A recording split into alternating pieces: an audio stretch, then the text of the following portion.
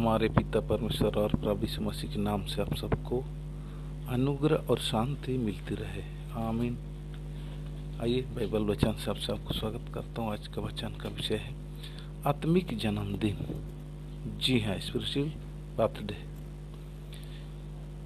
जैसे कि हमने पार्ट 1 बनाए थे, जन्मदिन क्या मसीहियों को मनाना चाहिए कि नहीं, उसके विषय में हमने देखा और सुना कौन कौन लोग जो जन्मदिन बर्थडे मनाते हैं। जी हाँ, उनमें से हमने देखा पुराना नियम में जो परमेश्वर का विरोधी फिरौन, जी हाँ फिरौन, जो परमेश्वर के लोग से गुलामी करवाता था, मैंने अपने देश में उनको गुलामी करके रखा था। तो गुलामी कौन करता है? शैतान लोगों को अपना गुलामी में रखता है।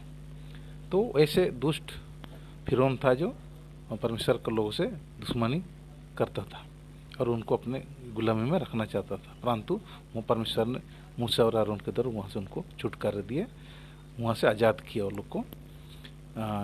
जैसे कि उद्धार है ना, जैसे कि अभी शैतान अपने गुलाम बना के रखा है, पापों में जकड़े हुए रखा है, तो वहाँ से प्रभु यीशु मसीह हमें छुड़ाना चाहता है, उद्धार देना चाहता है। जी हाँ, यदि हम उसके वचन पर चलेंगे तो जरूर हम उस शैतान की गुलामी से हम आज़ाद हो जाएंगे।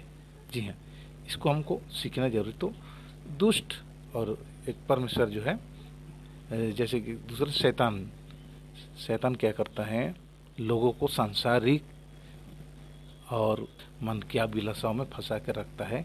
सांसारिक अभिलाषा, मन की अभिलाषा है ना, इस सब में फंसा के रखता है लोगों को। जैसे संसार करते वैसे ही आप करो बोले, है ना। वचन हमें कहता है कि सांसारिक सदृश्य ना बनो, हमें सांसारिक जैसा नहीं बनना है, हमें आत्मिक बनना है। ये तो हमें आत्मिक जन्मदिन को मनाना चाहिए। कैसे, उसको देखेंगे। वचन कहता है यूहन्ना 3:3 में, यीशु ने उसको उत्तर दिया, मैं तुझसे सच सच कहता हूँ कि यदि कोई नए सिरे से ना जन्मे तो परमेश्वर का राज्य देख नहीं सकता। हालेलुया। 4 में लिखे, निकोदेमुस ने उससे कहा, मनुष्य जब बूढ़ा हो गया तो कैसे जन्म ले सकता है? ये सांसारिक था, हम ये सांसारिक व्यक्ति था पहले। तो वो बोल रहा है कि बूढ़ा हो गया तो कैसे हम दूसरे पर जन्म लेंगे ना, क्या वो अपनी माता के गर्भ में दूसरी बार प्रवेश करके जन्म ले सकता है? यीशु ने उसे उत्तर दिया, मैं तुझसे सच सच कहता हूँ कि जब तक कोई मनुष्य जल और आत्मा से न जन्मे वह परमेश्वर के राज्य में प्रवेश नहीं कर सकता। हालेलुया। जल और आत्मा मतलब पवित्र आत्मा से आपको जन्म लेना होगा, आत्मा से जन्म लेना जरूरी हो। ये परमेश्वर के काम है। जो प्रभु पर विश्वास करते हैं, अनुग्रह से हमारा उद्धार होता है, तो क्या पवित्र आत्मा हमें देता है तो हम नए सिरे से जन्म ले लेते हैं। नए नियम में जब देखते हैं तो हेरोद राजा जो था, हेरोद राजा को सब कोई जानते हैं आप लोग, कितना क्रूर था। प्रभु यीशु को मरना चाहा। जब छोटा था, जो उस समय बैतुल्हम में 2 साल से छोटे बच्चों को सबको मरवा डाला था ना, बहुत क्रूर राजा था वो। उसका जन्मदिन मनाया था। जन्मदिन के उत्सव पर हेरोदियस जो उसके फिलिपुस का पत्नी को अपने पत्नी बना लिया था, उसके बेटी जो उस जन्मदिन पर उसने नाच गाना किया और खुश किया हेरोद को। तो हेरोद बोलता, क्या मांगती है मांगो, मैं सब कुछ देने को तैयार हूँ। तो उसने क्या कहा, यूहन्ना बपतिस्मा देने वाला का सर काट के मेरे को थाली में ला दे। किसने उसको सिखाया था? उसकी माता ने सिखाया था। तो उसकी बेटी ने ऐसे कहा कि यूहन्ना जो बपतिस्मा देने उसका सिर काट के थाली में ला वाला। ऐसे दुष्ट राजा था और ऐसे ही किया उसने। तो वो ऐसे लोग जन्मदिन मनाते हैं। आत्मिक लोग नहीं है, वो लोग शारीरिक लोग हैं, वो शैतान की लोग हैं। आपको नहीं मनाना चाहिए। सांसारिक वस्तु से प्रेम नहीं करना, सांसारिक जैसे नहीं बनना। हमें आत्मिक लोग हैं। जब हमारा नए सिरे से जन्म होता है, यहाँ हम लोग का नए सृष्टि नई सिरे से जन्मदिन होता है। तो संसारी लोग ऐसे ही जो प्रभु यीशु का जन्मदिन मनाते हैं, अर्थात क्रिसमस हर कोई मनाते हैं। आप लोग भी पहले मना चुके हैं, अभी तो नहीं मनाते। जब सच्चाई को जान लिए अब हम लोग नहीं मनाते हैं प्रभु यीशु का जन्मदिन। जी हाँ, शारीरिक जैसे नहीं, वो परमेश्वर है, वो मनुष्य जैसे नहीं कि वो उसका जन्मदिन मना रहे हो ना। जो मनुष्य लोग अपना शरीर के जन्म के लिए लोग क्या करते हैं, जन्मदिन मनाते हैं। वो परमेश्वर है, प्रभु है, उसके जन्म, वो तो आदि और अंत है, अल्फा और ओमेगा है। उसका न सृष्टि होता है ना उसका अंत होता है, ना उसका जन्म होता है ना उसका मृत्यु होता है। परंतु जैसे हमने देखा था, प्रभु को क्रूस पर मारा गया, गाड़ा गया, तीसरे दिन फिर जी उठा ना। शरीर के रूप से घात हुआ, परंतु आत्मिक रूप से वो जीवित किया गया। तो जीवित है ना, वो अभी जीवित परमेश्वर है। जो आज्ञा हमें देता है उसको हम लोग नहीं मानते। प्रभु यीशु ने कभी नहीं कहा कि जन्मदिन मनाओ मेरी, ना वो लोग नहीं मनाते थे। जो परमेश्वर के प्रजा लोग नहीं मनाते थे लोग किसी के भी जन्म। अब मूसा, अब्राहम, याकूब, ये सब देखिएगा, कोई भी जन्मदिन नहीं मनाते थे। वो लोग 8वां दिन में खतना करते थे। जी हाँ, खतना जो विश्वास का चिन्ह है कि हम परमेश्वर का प्रजा है ना। अभी हम क्या करते हैं, अभी विश्वास के द्वारा अनुग्रह से उद्धार हो जाता है, उसको हम क्या करते हैं, बपतिस्मा लेते हैं ना। बपतिस्मा लेते हैं, ये प्रभु यीशु के साथ हमारा मेल मिलाप, परमेश्वर से मेल मिलाप, या हम अपने जीवन को परमेश्वर को देते हैं, सौंपना है ना। बपतिस्मा चिन्ह एक है। जैसे कि फसह का पर्व मनाते थे, फसह अर्थात छुटकारा है ना। फसह का पर्व कौन, परमेश्वर ने आज्ञा दी थी कि तुम लोग मेमने का बलिदान करो। क्योंकि मेमना कौन, अभी प्रभु यीशु मसीह। इसको पहले चिन्ह दिखा रहा था कि मेमने जो बलिदान करोगे, असल में कौन है, प्रभु यीशु मसीह मेमने है, जो संसार में आएगा और लोगों के लिए, हम सब के लिए बलिदान होगा। तो प्रभु यीशु मसीह आके पृथ्वी पर उसने बलिदान हुआ। ये फसह का पर्व उसने अपने चेलों के साथ मनाया, पहले महीने के 14 दिन को ना। तो पहले महीने को मनाया गया जो फसह का पर्व। प्रभु यीशु मसीह खुद अपने चेलों के साथ पर्व मनाया। पहले भी मनाता था, अभी अंतिम भोज में हम देखने को मिलता है, जो अंतिम उसको बोला, लो ये मेरा देह है, ये खाओ, है ना। ये मेरा जो दकरस दिया, तो ये मेरा लहू है, इसमें से तुम पियो। रोटी बोला ये मेरा देह है ना। अब मेमना खुद है, प्रभु यीशु मसीह मेमना है ना। अब मेमना हमको मारने की जरूरत नहीं, बलिदान नहीं, प्रभु यीशु खुद मेमना बन गया। तो ये बोला कि मेरे स्मरण में यही क्या करो, ये आदेश है, आज्ञा है प्रभु का। क्या हम लोग प्रभु भोज जिसे कहते हैं पहले महीने को मानते हैं, और सूरज डूबने के बाद ही सांझ में ये खाना है, और एक ही रोटी होना चाहिए, अलग अलग भी नहीं। ये भी अनुचित रीति से नहीं करना है, उचित रीति से करना है ना। जैसे आज्ञा देता है ऐसे हमको करना है। तो प्रभु से ये चीज आज्ञा दी है, उसको तो हम लोग नहीं कर रहे हैं, करते हैं लेकिन गलत रीति से करते हैं, अनुचित रीति से करते हैं। ये गलत है, ऐसा नहीं करना। हमको सच्चे से जैसे बताया वैसे ही हमको करना चाहिए। इसलिए यदि आपने एक बार जन्म लिया है शरीर से, तो एक बार जन्म लेंगे तो अब 2 बार मरेंगे। अगर 2 बार जन्म लेंगे तो 1 बार मरेंगे, वो भी प्रभु यीशु यदि न्याय से पहले अगर आप मर गए, आने से पहले आप मर गए, तो एक बार शरीर की रीति से आप मर जाएंगे। इस मरने, प्रभु यीशु मसीह में मरने, विश्वासी को मरते नहीं, वो लोग सोते हैं, बोला है ना। तो आप मृत्यु को नहीं देखेंगे।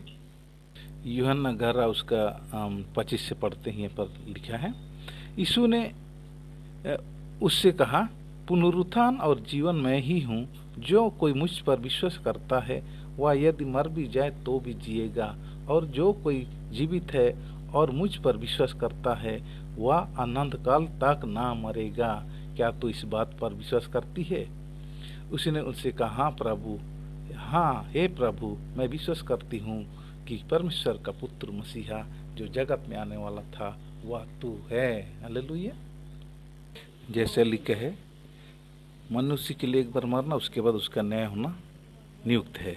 आपको इसी जीवन में, इसी शरीर में आपको दूसरा बार जन्म लेना जरूरी है, और अर्थात आत्मिक जन्म पाना आवश्यक है।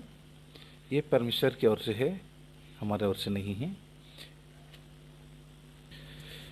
इफिसियों 2 अध्याय 1 से जब पढ़ते हैं पर लिखे, उसने तुम्हें भी जिलाया जो अपने अपराधों और पापों के कारण मरे हुए थे, जिसमें तुम पहले इस संसार की रीति पर और आकाश के अधिकार के हाकिम अर्थात उस आत्मा के अनुसार चलते थे जो अब भी आज्ञा न मानने वाले में कार्य करता है। इनमें हम भी सबके सब पहले अपने शरीर की अभिलाषाओं में दिन बिताते थे और शरीर और मन की इच्छाएं पूरी करते थे, और अन्य लोगों के समान स्वभाव ही से क्रोध की संतान थे। पहले सब ऐसे ही करते थे लोग। उसके बाद क्या करते हैं, जब विश्वास करते हैं अनुग्रह से परमेश्वर हमें उद्धार देता है, उसके बाद ही हम बन जाते हैं, नए सिर से जन्म ले लेते हैं।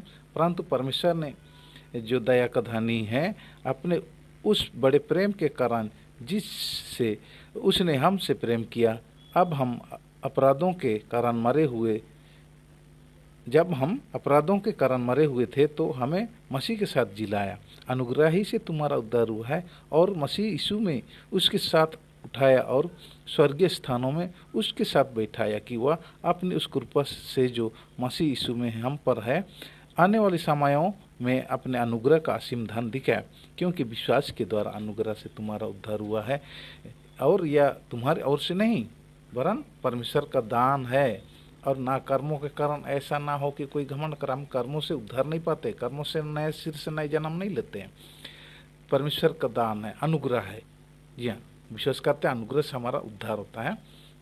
तो ये क्या कहता है, और ना कर्मों के कारण ऐसा ना कोई घमंड करे, क्योंकि हम उसके बनाए हुए हैं कर्म करने के लिए, भले काम करने के लिए हमें उत्पन्न किया है परमेश्वर ना, और मसीह यीशु में उन भले कामों के लिए सूरजे गए जिन्हें परमेश्वर ने पहले से ही हमारे करने के लिए तैयार किया। हालेलुया। हमारा जन्मदिन तब है जब हम पापों से पश्चाताप करते हैं, पापों से मन फिराते हैं, विश्वास के द्वारा अनुग्रह से जब उद्धार हो जाता है, वहाँ हमारा नया जन्म होता है। मेरा भी 2018 में नए सिर से जन्म हुआ है। अभी जन्म मतलब नए सिरे से आत्मिक जन्म हुआ 2018 में। तब से लेके आज जितना भी दिन हुआ तब से मैं जन्म लिया हूँ। ये है मेरा जन्मदिन। परमेश्वर को धन्यवाद देता हूँ, वो मुझ पर अनुग्रह किया। अनुग्रह है परमेश्वर का, कुछ भी हम उसके लिए उद्धार के लिए हम कुछ नहीं कर सकते। परमेश्वर का अनुग्रह जब होता है तब हम उद्धार नए सिर से जन्म लेते हैं। आत्मिक जन्म होना जरूरी है। शरीर तो मिट्टी में मिल जाएगा, आत्मा जो है परमेश्वर के ओर चला जाता है, जहाँ से आया था वहाँ जाएगा। उसके जन्म होना जरूरी है, हमें आत्मा से जन्म लेना जरूरी है। यह विश्वास के द्वारा ही, और कुछ नहीं है ना। कर्मों से हम नए जन्म नहीं पा सकते, विश्वास के द्वारा अनुग्रह से ही हम उद्धार पा सकते हैं, हमारा नया जन्म होता है। क्या आपका नया जन्म हुआ है? आत्मिक जन्म हुआ है? नहीं हुआ है तो अभी वक्त है, अभी समय है। पापों से पश्चाताप करिए, प्रभु यीशु मसीह को अपना उद्धारकर्ता ग्रहण करिए। आपका नया जन्म निश्चय रूप से हो जाएगा, तभी जाके आप स्वर्ग जा सकते हैं, नहीं तो नहीं जा सकते हैं। वचन कहता है मरकुस 16:16 में, सारी जगत में प्रचार करो, जो विश्वास करे बपतिस्मा ले उसी का उद्धार होगा, जो विश्वास ना करेगा वो दोषी ठहर चुका। सारे कलीसिया को यही सिखाना जरूरी है। इफिसियों 5:25 से जब पढ़ते हैं पर हे पतियों अपनी पत्नी से प्रेम रखो, जैसे मसीह ने भी कलीसिया से प्रेम करके अपने आप को उसके लिए दे दिया। किसके लिए? कलीसिया के लिए, है ना। यूहन्ना 3:16 में लिखा है, परमेश्वर ने जगत से ऐसा प्रेम किया, अपना एकलौता पुत्र दे दिया, ताकि जो कोई उस पर विश्वास कर नष्ट हो परंतु अनंत जीवन पाए। यहाँ पर लिखा है कि उसको वचन के द्वारा जल के स्नान से शुद्ध करके पवित्र बनाएं, और उसे एक ऐसी तेजस्वी कलीसिया बनाकर अपने पास खड़ी करे, जिसमें न कलंक, न झुर्री, न कोई और ऐसी वस्तु हो, वरन पवित्र और निर्दोष हो। हालेलुया। कलीसिया को यही सिखाना है। कलीसिया को निष्कलंक, निष्पाप होना जरूरी है। कहता है न कलंक, न झुर्री, के वरन पवित्र और निर्दोष होना हो, ऐसे खड़ी करे कलीसिया को। प्रभु यीशु आने से पहले कलीसिया को तैयार होना जरूरी है। कलीसिया को तैयार करना है। जब तक आपका नए सिर से न जन्म लेंगे तब तक आप स्वर्ग राज्य प्रवेश नहीं कर सकते। अभी वक्त है, अभी समय है, अभी हमको स्वर्ग में अपना नाम लिखवाना जरूरी है।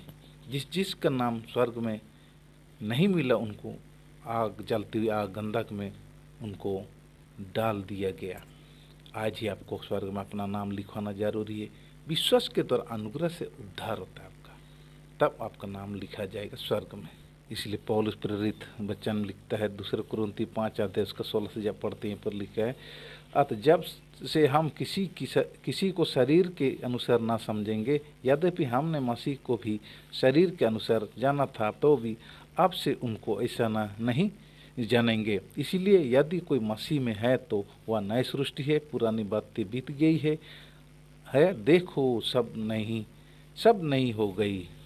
अर्थात जो मसीह में है वो नई सृष्टि है, देखो सब नया हो गया बोलता है। पुरानी बातें बीत गई, अब नया जीवन किसी चाल चले। जितने मसीह को ग्रहण किया, उसके नाम से आप बपतिस्मा लिया, वो मसीह के साथ अपने पापों के लिए मर गए, गड़े गए और जी उठा, तो नए सिरे से जन्म लिया और नए जीवन किसी वो चाल चलेगा। पुराना मनुष्यत्व को पानी में डुबा दिया और नए सिरे से उसने जन्म लिया। प्रभु यीशु मसीह पर विश्वास के द्वारा ही हमारा नया जन्म होता है। कि वो हमारा प्रभु यीशु जो है हमारा उद्धार करता है, विश्वास के द्वारा हम